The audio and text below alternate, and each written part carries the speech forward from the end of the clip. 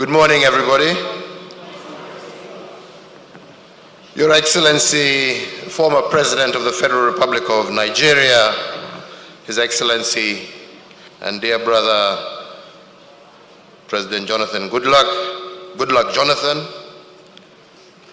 our host, His Excellency Goodwin Obaseki, Your Excellency, the former President of Benin, Thomas Boni Aye, Your Excellencies, the former Vice President of Zambia, and the former Vice President of Nigeria, Your Highnesses, traditional leaders, deputy governors, distinguished participants, ladies and gentlemen, let me begin that I'm deeply honored and humbled to be invited by my brother and friend, the former President of Nigeria, President Goodluck Jonathan, to participate in this forum. Indeed, education and the leadership agenda is one that is very close to my heart, and I believe to all our hearts. And this is because we must never be allowed to fall by the wayside as we build our African continent, a continent that each and every one of us calls home. It is said that when you give a man a fish, you feed him for a day. But if you teach him to fish, you have fed him for a lifetime. Education is the lifeline for our children to sustain themselves in the ever-challenging and changing global landscape. As leaders, our mandate is to ensure that the vision of our nations, as well as our continent, can be fulfilled. And indeed, it is possible to achieve a better future for our continent. It is not possible to achieve a better future for our continent without significant investment in education and the correct capacity building. The African continent today finds itself at a very critical position as far as history is concerned. We must recognize that the discussions we have in this session will shape the future of our continent, because as a continent today, we are faced with several that are great impediments to our progress. This, however, should not stand in the way of our transformative agenda of change. And that transformative agenda is anchored in education and leadership. In Kenya, we made deliberate efforts to preserve the continuity of education through various developments for the sake of our future.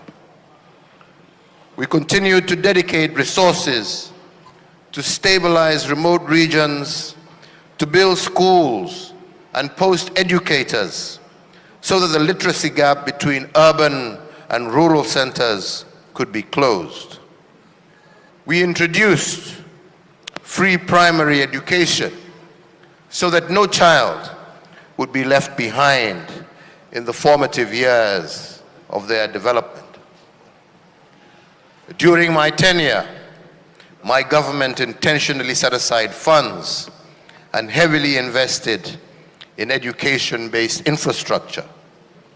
We built classrooms across the country, and already existing classrooms were further improved to enable them to accommodate more students. And this we did in collaboration with local leadership and communities. We went further to establish community-based management schools, where community-based organizations and parent-teacher associations played a critical role in mobilizing resources, and managing schools, as well as carrying out an oversight role. This ensured that our children did not have to travel far to get a good education. As a government, I initiated the 100% transition from primary to secondary level education. This meant that all Kenyan children who left primary school would find a place in a high school in order to continue with their education.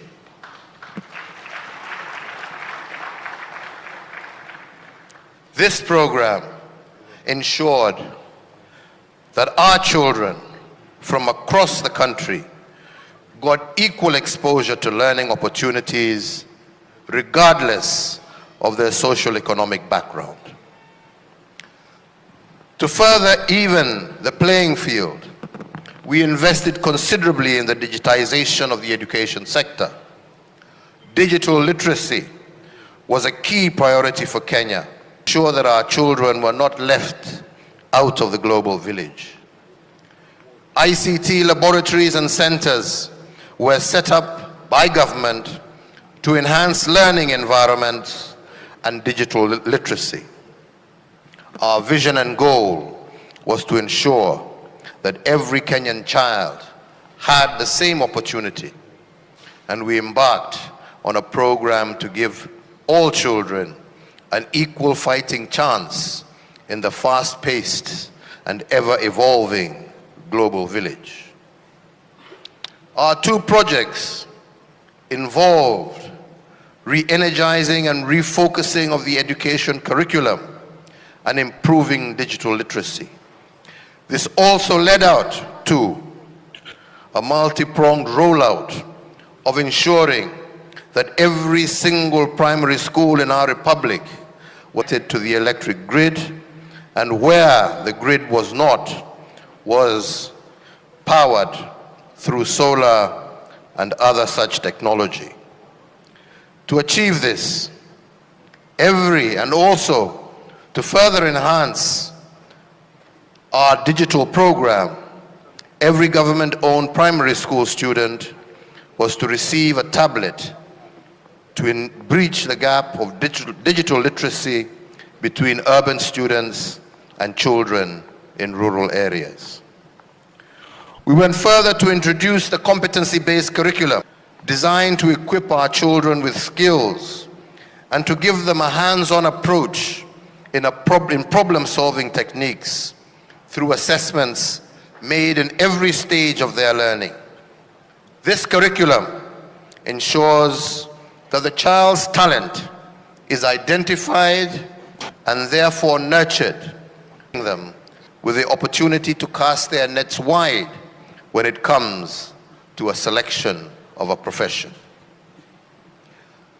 Excellencies, ladies and gentlemen, I share our experiences in Kenya to illustrate the importance of functional education and the place of political leadership in making this dream a reality. Political goodwill is very key in implementing strategies and mobilizing resources to unlock the potential that lies within or outside our continent for sustainable growth and prosperity. As a continent, we must look at our curricula in comparison with the changing global needs and embrace them that aims to foster critical thinking, innovation, and creativity, as this will bolster the continent to unmeasurable heights. It is our task as leaders of this great continent to empower our young and youth with the tools that will shape and prepare them to be great and active participants in the global economy. It is equally our duty to ensure that our young people become effective agents of positive change in their communities. We must therefore invest in education to ensure inclusivity, diversity, and equal opportunity for all our children. This will help foster a conducive environment for innovation and growth. As African leaders gathered here today, past, present, and from the applause I heard, possible future leaders, let us take up this task with the seriousness that it deserves. We need to do this in order to prepare our leaders of tomorrow. The deliberations that will be held here today must by all means provide a roadmap, develop strategies and policies that will set our continent on a winning trajectory. We need to understand that the example that we set will serve to teach our precious children who look up to us with expectation and anticipation. Rhetoric and empty promises and lack of tangible actions by we, the leaders of today, only serves to destroy our future. We must therefore lead by example, embodying values of honesty, humility, and servant leadership. We must work on eradicating corruption and the mismanagement of public resources, as they are the cancer that stifles progress and destroys public trust.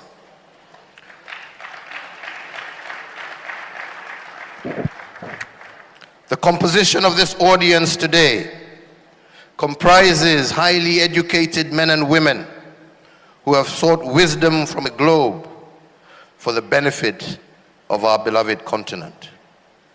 We are therefore charged with the responsibility to ensure that the youth in our respective communities and countries can also benefit from quality education right here in our mother continent, Africa.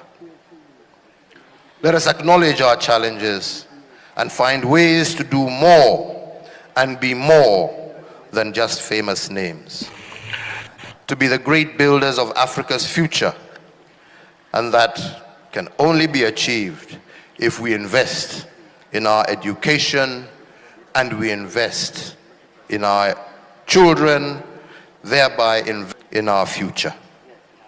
Let us intentionally empower our young people, intentionally allow ourselves to be held accountable as we carry our duty to our people. Unity is our strength. Africa has a lot of potential, and we have the key to usher the continent into an era of prosperity, peace, and sustainable development. My hope is that the deliberations we begin today will be the step we need in our journey to build the Africa we dream of, an Africa that will secure its place in the global arena by empowering our youth through education. Not just an education, but an education that will make them competitive, encourage them to be innovative, and to embrace creativity.